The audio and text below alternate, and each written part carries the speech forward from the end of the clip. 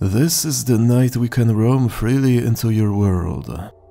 Don't mind me, I am just someone who has stories to tell. I don't mean to either harm or save your kind, the living ones, and I have no such power. Did you know that when we die we have recollection of all the former lives we lived?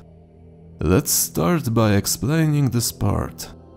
As any mildly smart person already realized, our fragile organic matter isn't enough to explain why we think, why we exist.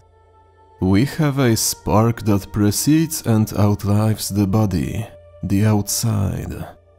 This spark would be called the soul by most, or anima. The soul's real existence is the other side, the material world.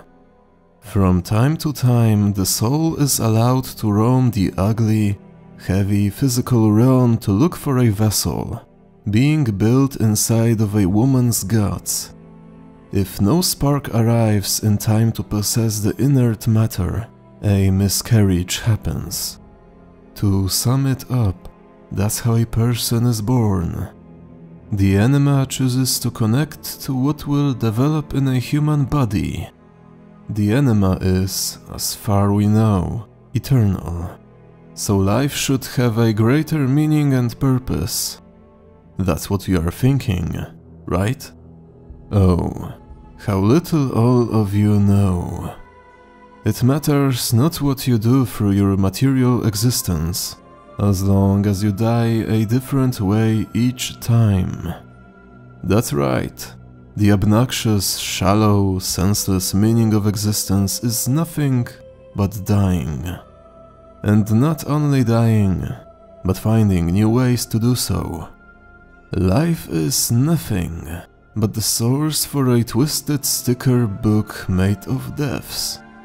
On the other side, you have a literal collection of all your deaths, and you know exactly how many and which deaths you have achieved yet, and how many and which you haven't. Somehow it's freeing, isn't it?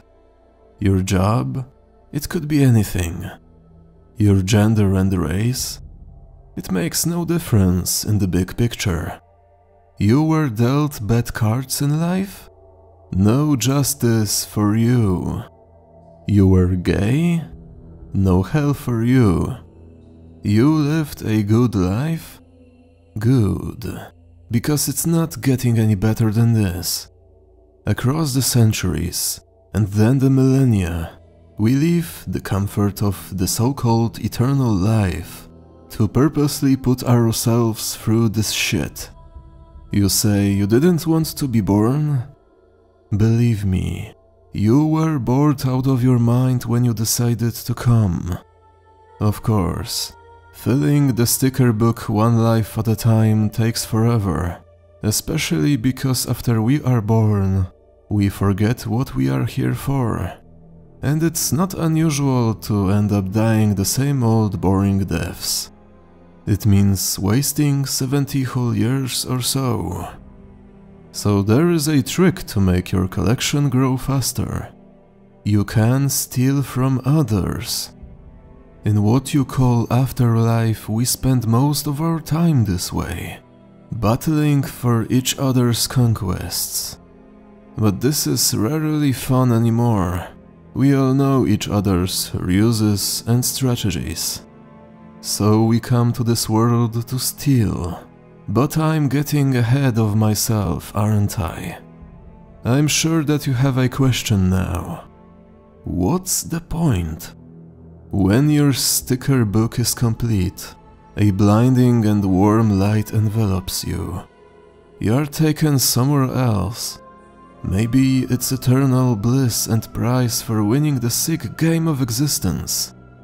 Maybe it's something far worse than the boredom we've been enduring since we acquired our senses of self. No one knows what happens. The ones who do never came back to tell us, but we want to find out. The point is crossing to the greater unknown, whatever it might be. That's what the man in the hat told me at the bar, his yellowed teeth gleaming in the poorly lit corner of the counter where we talked. Of course you think I'm nothing but a crazy drunken.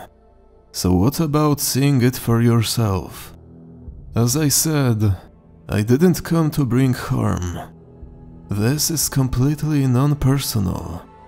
I had no time to react as he produced a dagger from inside his buttered suit, and he stole a death from me. Now I am telling you this. His words were real. I have my own sticker album too, far meager than his. So if you think your life has no purpose, what about you come and find me?